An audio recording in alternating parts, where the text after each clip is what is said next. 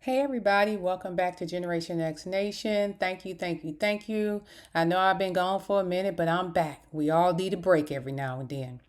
That being said, we're going to do a quick commentary and a very quick commentary on Married to Medicine and the Real Housewives of Atlanta debut. Ooh, Atlanta was definitely interesting. Yeah, it should be real good.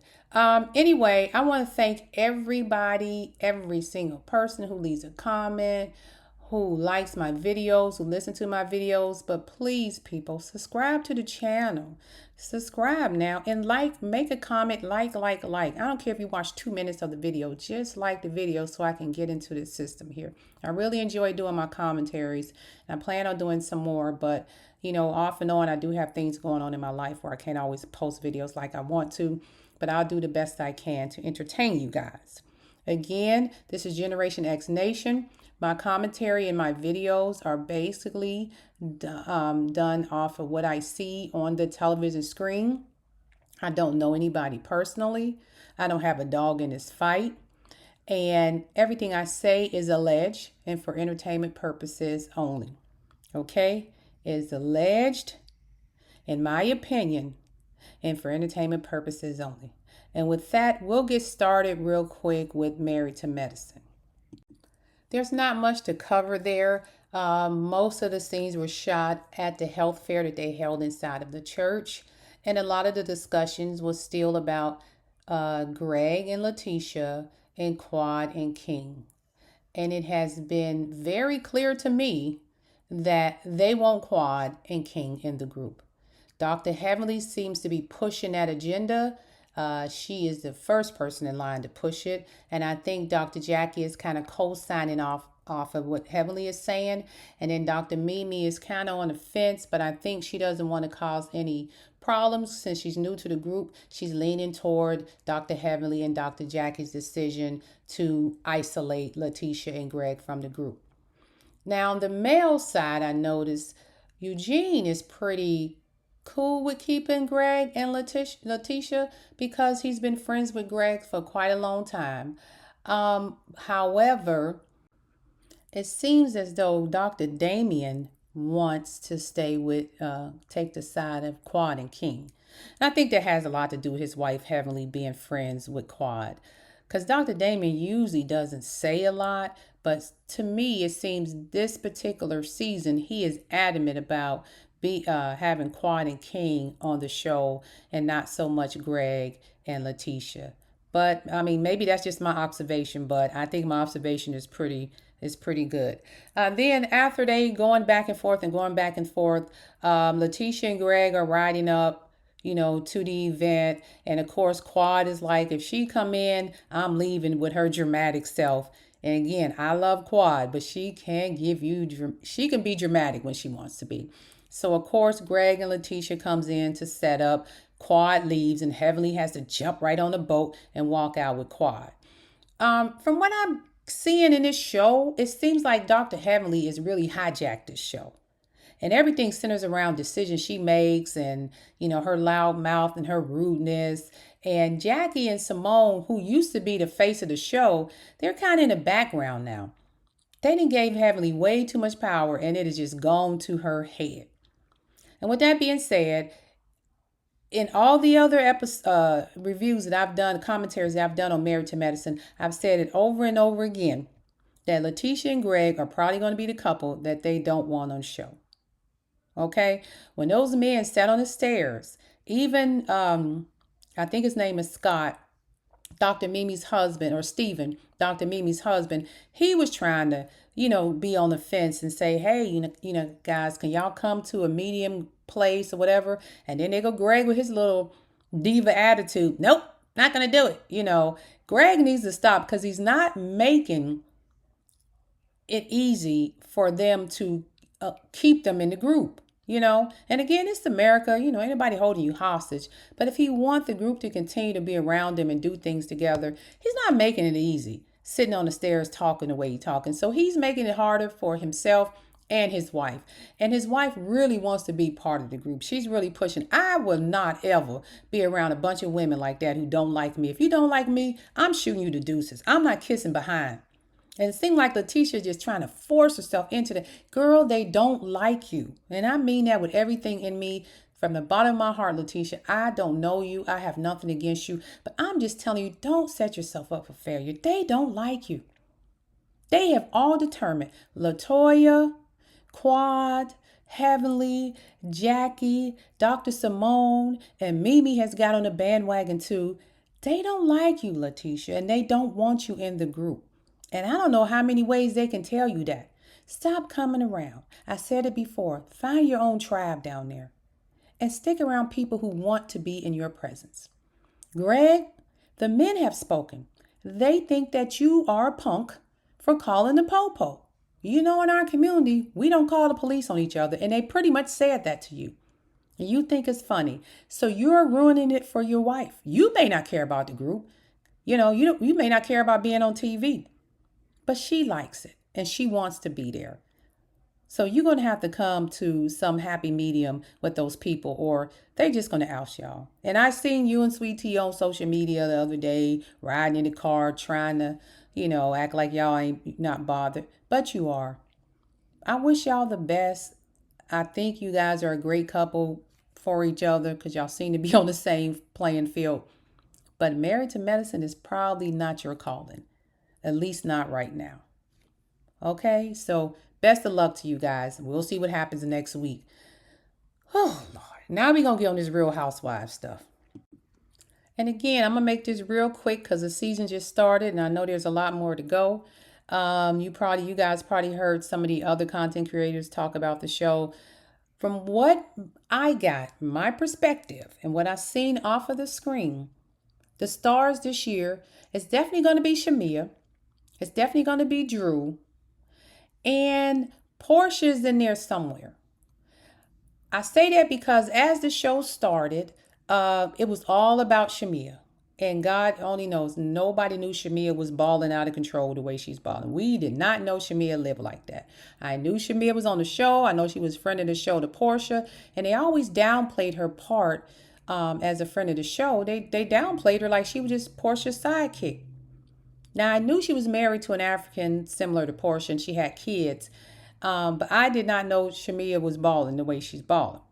So they show her house and her family, and I'm assuming this is the first time she's gathered all the girls to her home or the hall or whatever she calls it. She doesn't call it a home; she calls it some kind of hall, or it looks like a museum to me. It's so big, but she was talking about celebrating her birthday or something like that. Of course, she invites all the girls, and in between that, they show Portia, going through her various stages on the show, her relationship with Simon, how everything turned out. She's on the bridge, she takes off running, kind of like a Rocky movie or something, but it was cool, just kind of bringing people in. I'm gonna talk, and then they talked to Drew, and Drew was discussing her upcoming, I think, video shoot and photo shoot and some music she's working on with Dennis. And I'm like, Dennis was a hot dog man, but he's doing music now. I mean, hell, it's Atlanta. Everybody in Atlanta does music, so nothing new. But Drew can sing. I'm not taking that away from her. She's a decent actress and she can sing. So everything is circled around Shamia's birthday party. I'm sorry, prior to that, let me not jump ahead. The other girls were having a discussion amongst each other, and somebody mentioned something about Portia and why she's still that girl's husband. So I knew that was going to be something else that was going to dominate this first couple of episodes, the way they talk to Portia. Now, it's refreshing to see some new faces. It's refreshing to see the show like revamp a little bit, because you do get tired of seeing some of the same people, because it's like, what kind of storyline can they possibly create? But this new group of girls, yeah, you can tell they part of that new generation.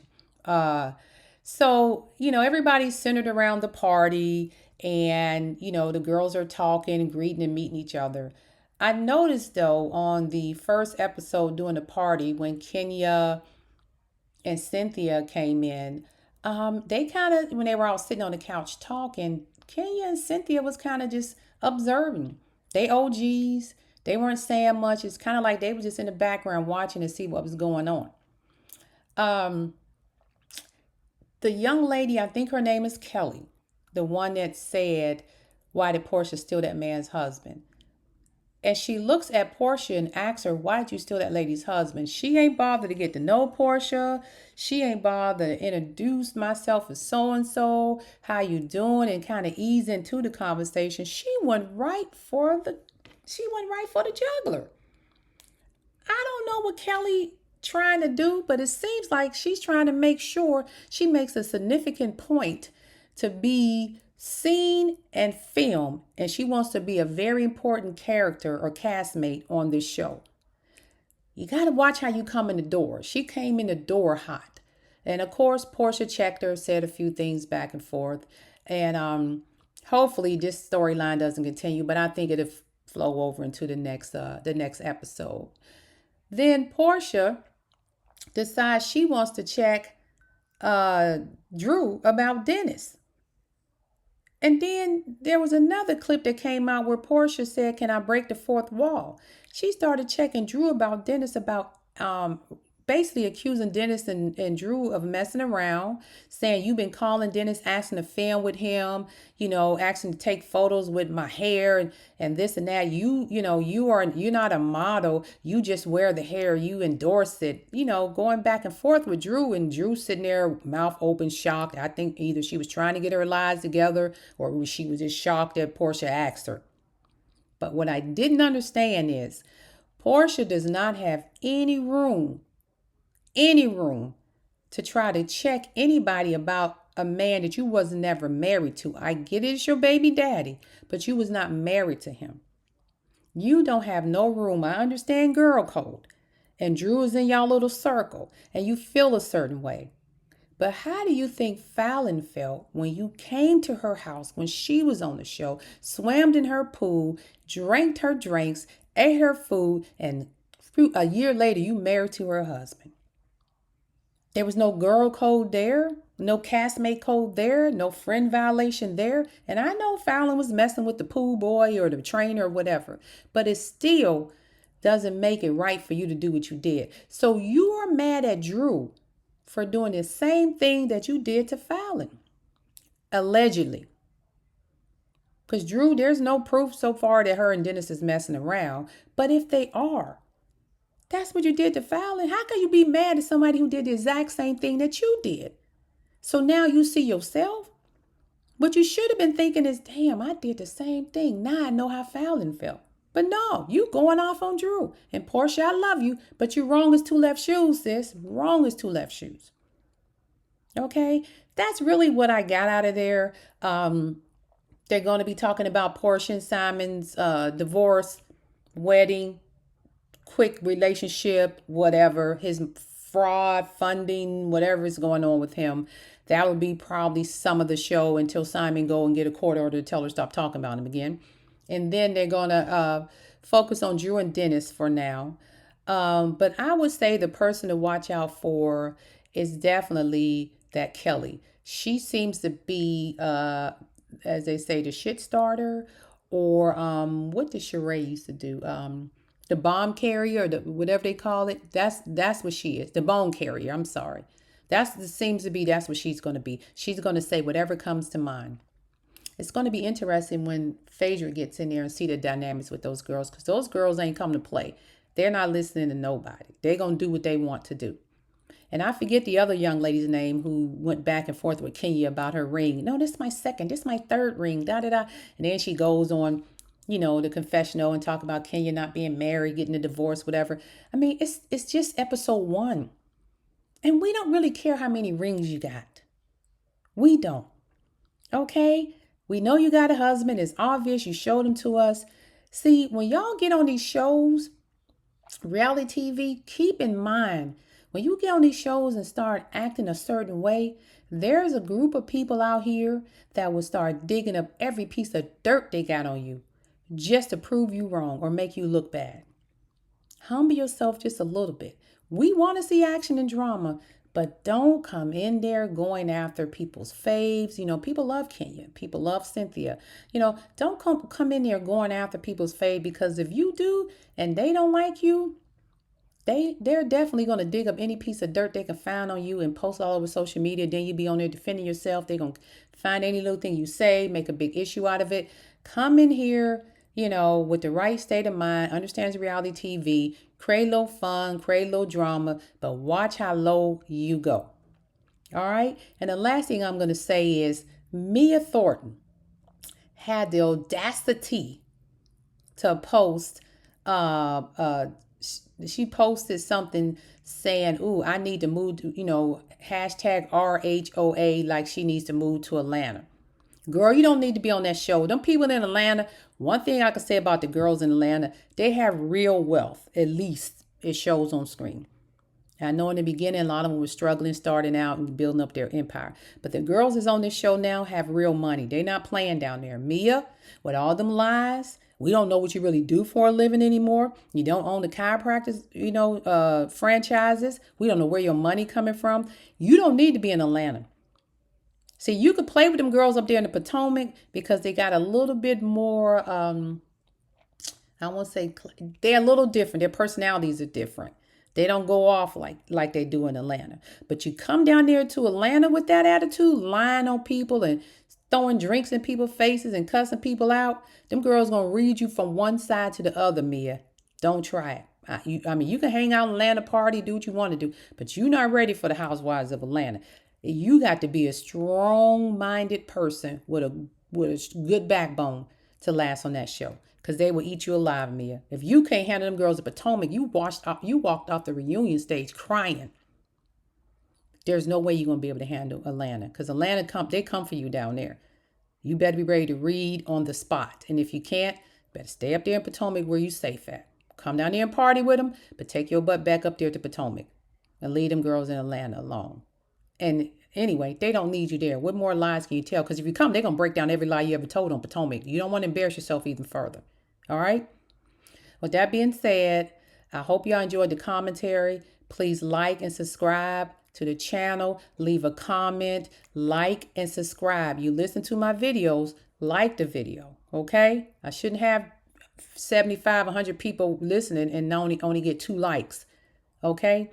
I appreciate everybody who's rocking with me. I appreciate everybody who has subscribed to me. I appreciate all your comments. I do the best I can. Just remember, at the end of the day, I don't know any of these people. I don't have a dog in this fight. My commentary is based off of what I see on the television screen.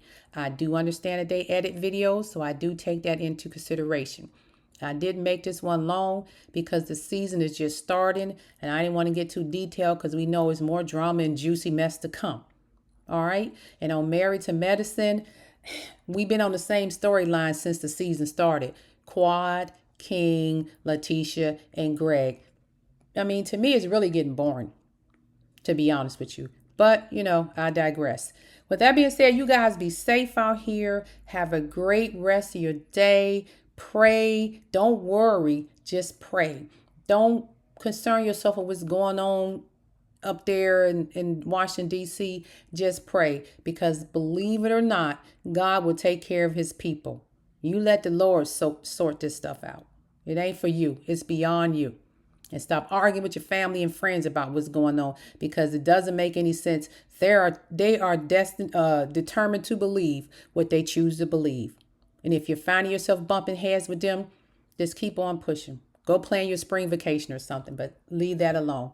You guys have a great rest of your day. And this is Generation X Nation out. Peace.